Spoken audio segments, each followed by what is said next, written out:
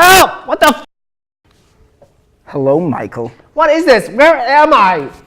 This is your initiation. Initiation for what? You've decided to become a member of the Pi Sigma Mu fraternity. You guys said you had a 100% no hazing policy. Newsflash, freshie. When a frat says they have a 100% no hazing policy, it means there's 100% definitely hazing. Thank you, brother. Yeah, really, it's not as bad as what some of the other frats are doing right now. I mean, the Omegas are just straight up waterboarding people right now. Seriously, Mike, they're going full Guantanamo Bay on their pledges. So what are you gonna do to me? See these socks? We're gonna make you wear them. All of them. At once. Wait, what? Yeah. All that sweat. After we're done with you, your feet are gonna smell so bad. That's it? You're not scared? Am I supposed to be? I mean, I would have shat myself. Seriously? Okay. You're not intimidated by the socks. No. Well, let's see how he feels about the Bone Crusher. Wait, what's the Bone Crusher? Oh, hear him, boys? He's scared now. Behold, the Bone Crusher. That's the Bone Crusher? Hear him? We got him. Show him how it's done.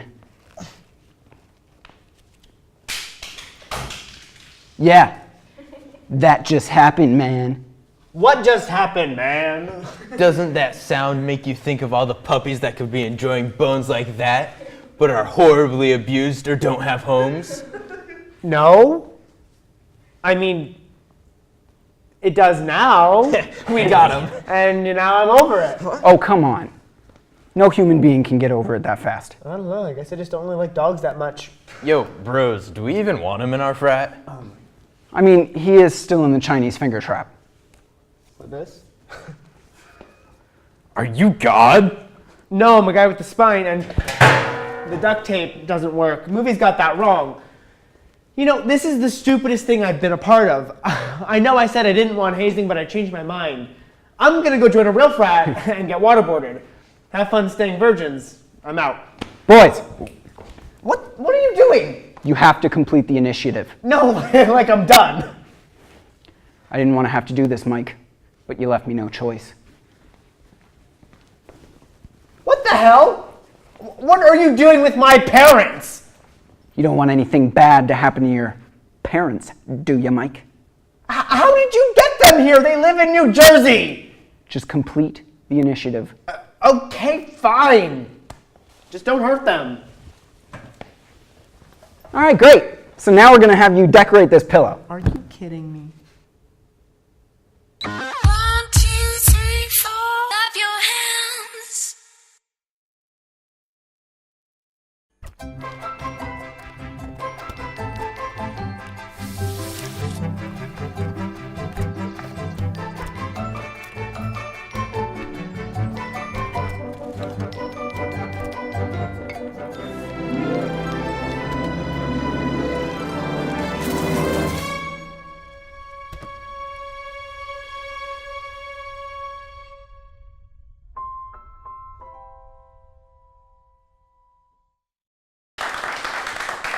Now we have our stand-up comedian, Riley Bradford.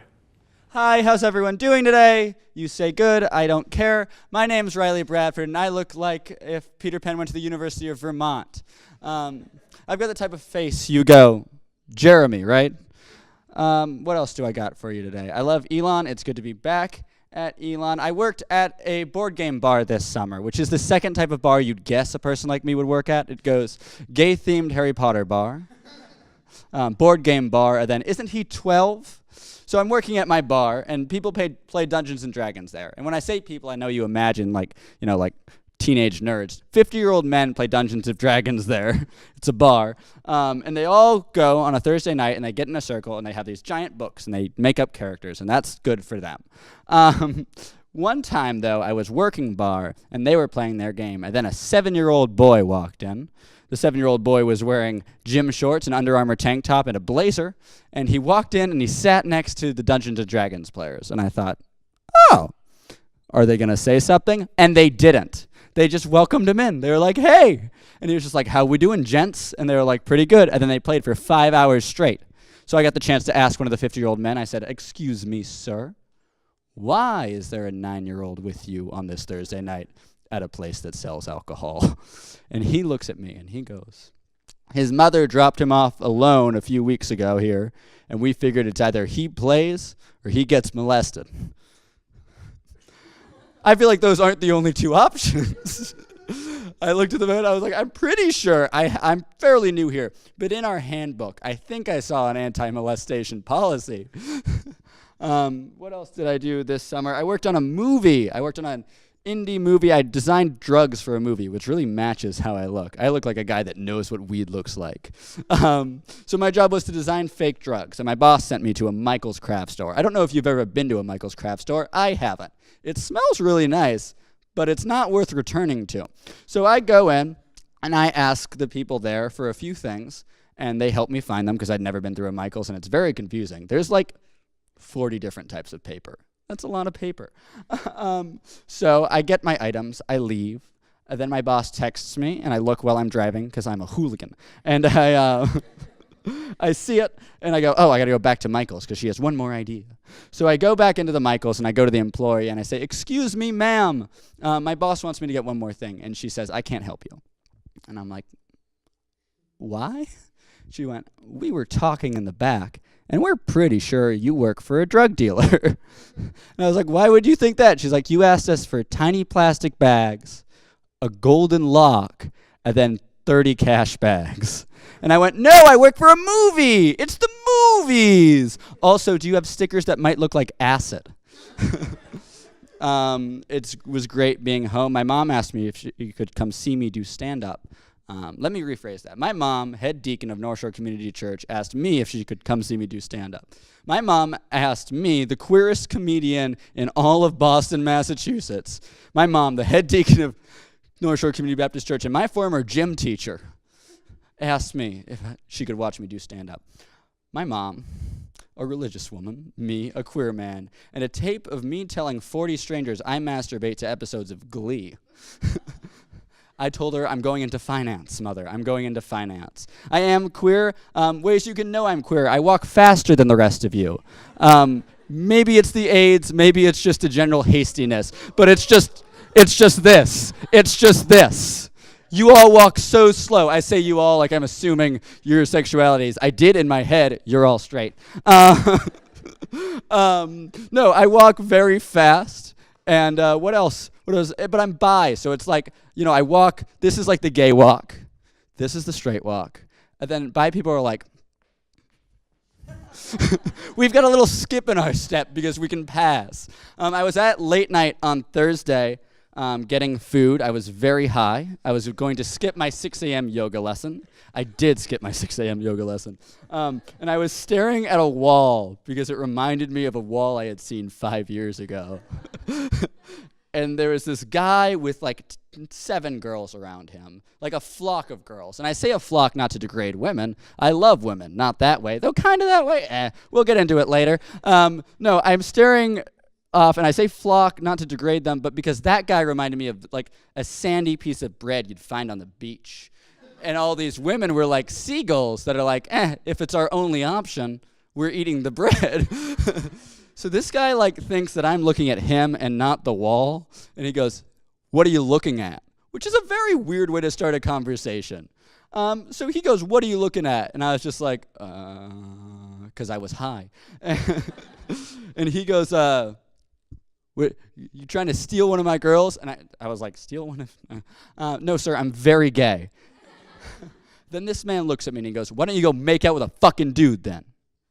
And I said, that's the goal. That's literally what that is. I talked with my pastor this summer about being bi. That's a fun time. I sat down on a request of my mother, and my pastor and I had some cordial conversation about coffee and how that he knew another gay person. And then he went, he was like, Riley, if you were a house, which room's your bisexuality and which room's Jesus? Last time I did this set, someone got really excited, and I found out later it's because someone asked them that question too. It's a recurring question. So I said, I feel like my bisexuality used to be my closet, for obvious reasons. And now I'd say it's my foyer. And then he was like, how about Jesus? I was like, oh yes, the Lord. I'd say he's more like my roommate, and sometimes my roommate's friends come in and on my foyer. And then they shit on what was my closet, and they just shit everywhere, which is not very nice. Also, I don't get along with my roommate not that well. Well, it's not that I don't get along with him well, it's just that my mother likes my roommate so much more than I do. Oh my Lord, my parents are fantastic. Talk about my how much time do I have? Can I do that on tape? You can cut it. Thumbs up is not a time, friend. My grandfather's name is Harlan William Bradford. He's a Braintree man, and he once told me when I was doing yard work for him, he went, the English treated their slaves a lot better than the Chinese. And I was like, the Chinese aren't a people. The Chinese? Okay. But my grandfather is an old man, not a racist man, just a man out of his time. He sat me down and he went, I could have gone to Harvard. And I went, okay, tell me more about this one. So what happened with Harlan Bradford was not a smart man. Us Bradford men aren't smart men. We're not good looking either. I'd say the best thing we've got going for us is this. He does this, my father does this, but they just do it for smaller people and they don't get paid. I'm winning. No. Okay, so Harlan William Bradford got into, according to him, Harvard, Syracuse, Yale, Brown, UVM. And he was like, we're going to Syracuse. And he and his buddy are driving, and his buddy falls asleep. And Harlan William Bradford, with a twinkle in his eye, a Boston accent, and still a racist, looks at me. And he says, then I saw the exit for UVM instead of Syracuse. And I took it. And I stayed 4 years there, and I met your grandmother there. And I was like, that is the worst thing you could do. Do you know how much I stressed about college and then I ended up at Elon? Not my first choice. Can I say that? Will I lose my scholarship? I don't know. Yeah, my grandfather's a great person. What else do I want to talk about tonight? I have more things. Let's do that. My parents were great. I didn't know what the word vagina meant till I was 9. Let me explain. It's my sister's 12th birthday party. We're kayaking on the Charles River. I'm kayaking, she's kayaking, her friends are kayaking, my father's kayaking, my brother's in a canoe. No, we're all kayaking. And so we're kayaking. And my sister has to go take a shit. Now, taking a shit, I don't know if you youngins remember this, but there was a time when taking a shit was embarrassing. People did not want to talk about taking a shit. Now, someone's like, hey, how you doing? I'm like, taking a shit currently, taking a shit. Yes, I take shits all the time. Big fan. So she had to go take a shit. And her friends are kayaking up to us to go, hey, where's Taylor? And I'm like, I got to make up an excuse for her, I got to make up something that she'd be doing that's not taking a shit. So I'm like, she came down with an illness. But I'm 9, and I don't know what illnesses are. So I'm like, I got to think of a word that's got a lot of syllables and sounds medical, but it can't be serious like AIDS or cancer. It's got to be something, but it can't be the common cold, because you wouldn't leave kayaking for the common cold. So I think of it, and then they kayak up, and before they can get out the words, where's Taylor, I shout at them. And I'm going to move the mic back so I can shout. She's sick with vagina! My father whips around. He says, the f*** did you just say? Vagina? She has vagina. He looks me in the eyes. He says, that's not what that is. And then he never tells me, and I Google it a few years later. Ladies and gentlemen, I'm Riley Bradford. That has been my time. Thank you. You can clap now. Yes. Yeah, there it is. Thank you so much.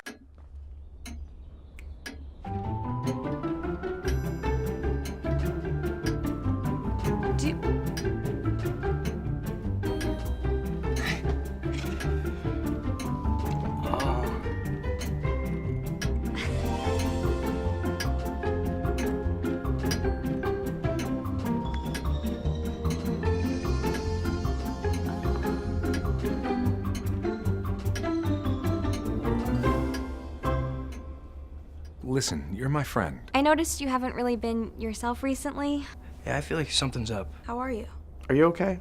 Is there anything you want to talk about? I just want to know how you're feeling. And listen, even if you don't know what to say, I'm here to talk. No matter what you're going through, I just want you to know I'm here. I've got your back. When you want to talk, I'm here.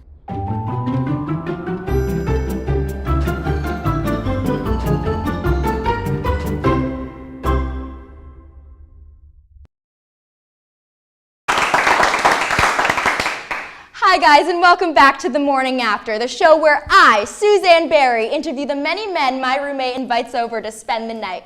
Today's episode is very exciting because this week my roommate slept with starter for Elon's very own Ultimate Frisbee team and my ex-boyfriend, Brian Miller!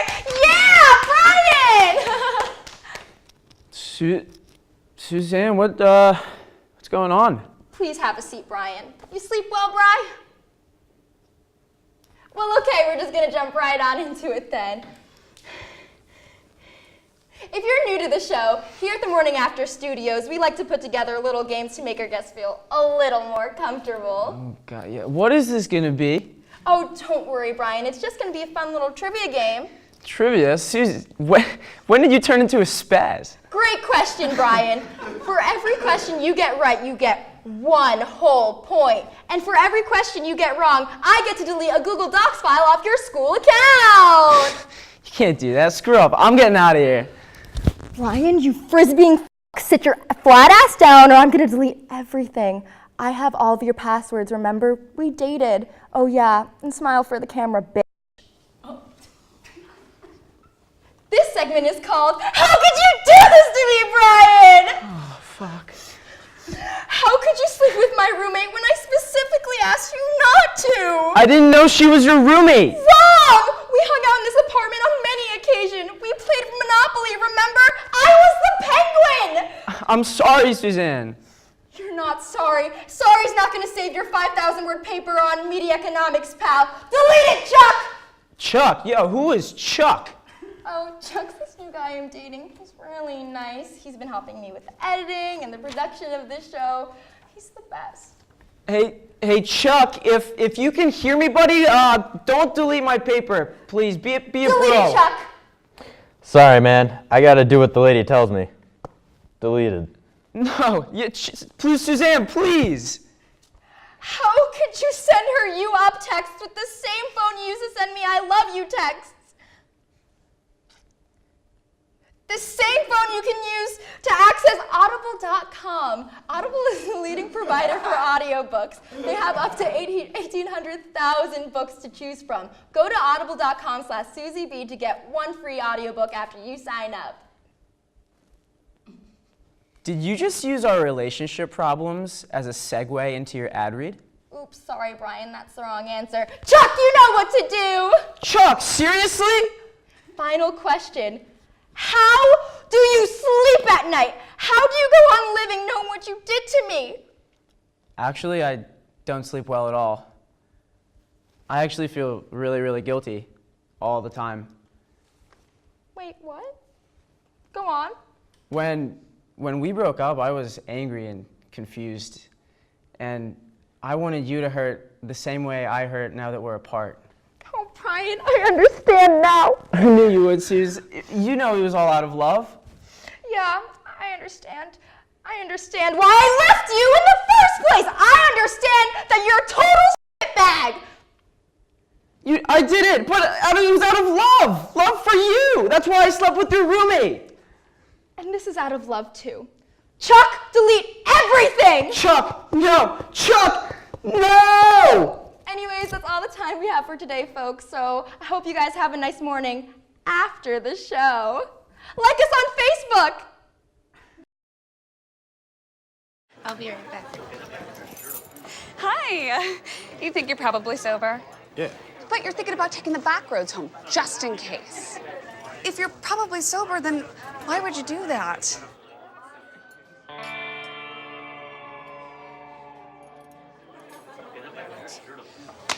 Good choice. Probably okay isn't okay. If you see a warning sign, stop and call a cab, a car, or a friend. That's a full glass of wine. I'll be chatting you later.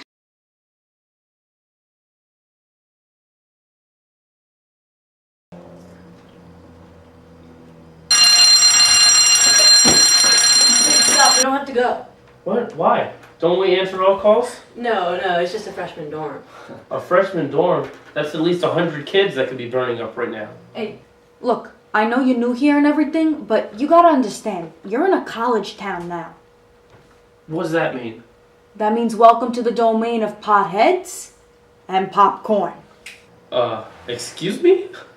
Whenever they say there's a fire at a freshman dorm, it just means there's a couple of kids getting a little too high and cooking their popcorn for a little bit too long. Nothing to worry about.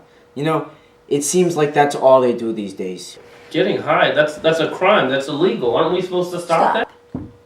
Look at your badge and ask yourself, are we narcs? Hey, Michelle, tell us about the dorm fire last week. It's like 2:30 in the morning.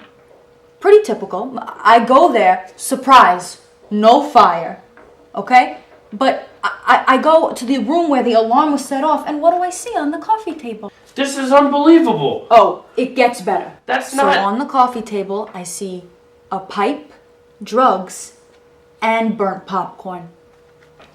They had drugs out? Don't we have to report that? See, I'm no narc.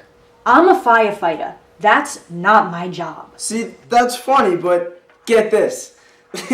Last week, I responded to a call. This fucking kid was so doped up, and he put his goldfish in the microwave.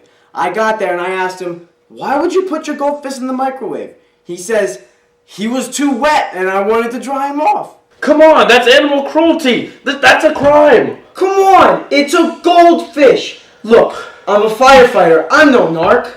Chief, you can't be serious. Look, I took an oath, same as you. And it reads, firefighters vow to respect diversity and not discriminate against race, ethnicity, or age. Does that sound like the oath of an narc to you? Do you even watch the news? I think our AC's broken. It's real warm in here.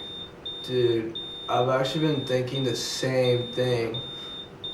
Yo, do you wanna go check? Nah, dude, it's probably just the weed. It's so hot. Yo, let's get the cartoons going. The building behind me has been aflame for 30 minutes now.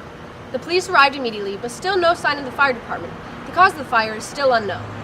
Yo, that sucks, man. Look at that thing. Wait, is that our building? Oh, shit. Oh, shit, dude. Yo, hide everything. Just in, it has been confirmed that this is the largest fire the school has ever seen. But the question on everyone's mind, where is the fire department? I just want to say, this is not my fault.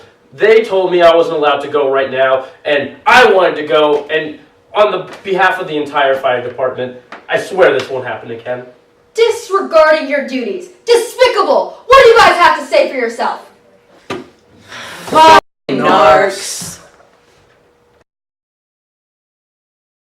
Walk into the building and he's humping the fire alarm and I ask him, what the fuck are you doing? And he looks at me, he's so doped up, he says, I'm sorry, I thought it was my girlfriend.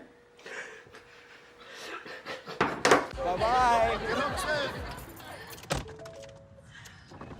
Hi. Hoping for a crisp breeze to help keep you alert. Oh, he took a sip of water too. That'll probably help. You were probably gonna turn down the radio too, so you could focus, right? Probably okay isn't okay. Right. If you see a warning sign, stop and call a cab, a car, or a friend. I think the water line is what really drove it home. I blew on him. Bye-bye. Hi. Hoping for a crisp breeze to help keep you alert. Oh, he took a sip of water too. That'll probably help. You were probably gonna turn down the radio too, so you could focus, right? Probably okay isn't okay. Right. If you see a warning sign, stop and call a cab, a car, or a friend. I think the water line is what really drove it home. I blew on him. No. Were you texting and driving again? Yes.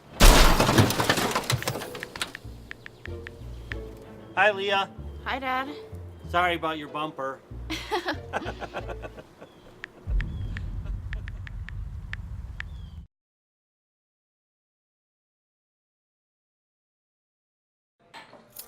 What do you think you're doing, Kevin? Was just gonna drive home.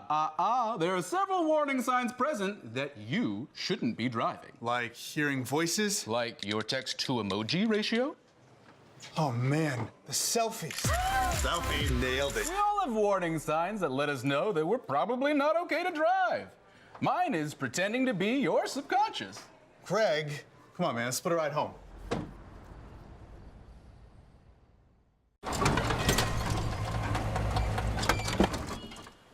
Leah, did you put a new dent in that? This one? No. Were you texting and driving again? Yes. Hi, Leah. Hi, Dad. Sorry about your bumper.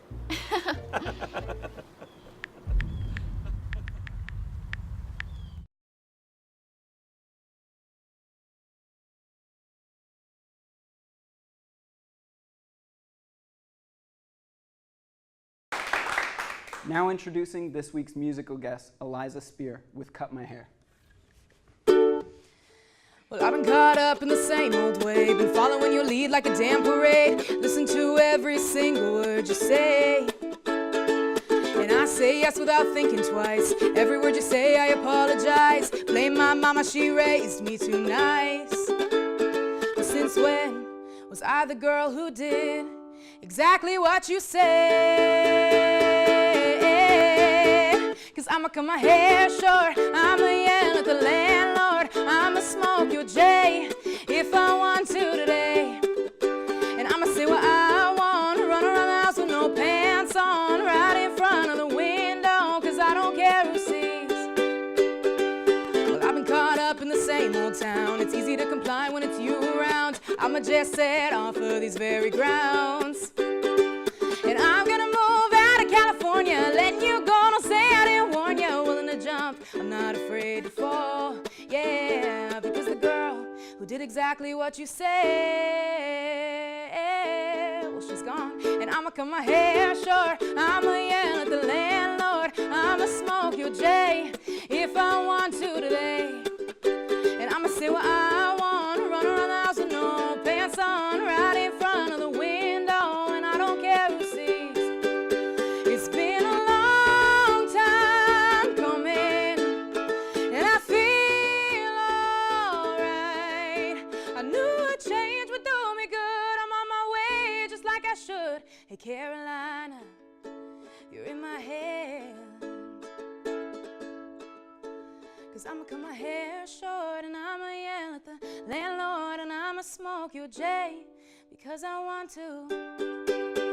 And I'ma say what I want, run around the house with no pants on, right in front of the window, and I don't care who sees.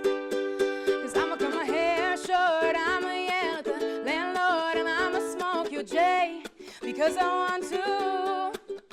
And I'ma say what I want, run around the house with no pants on, right in front of the window, 'cause I don't care who sees.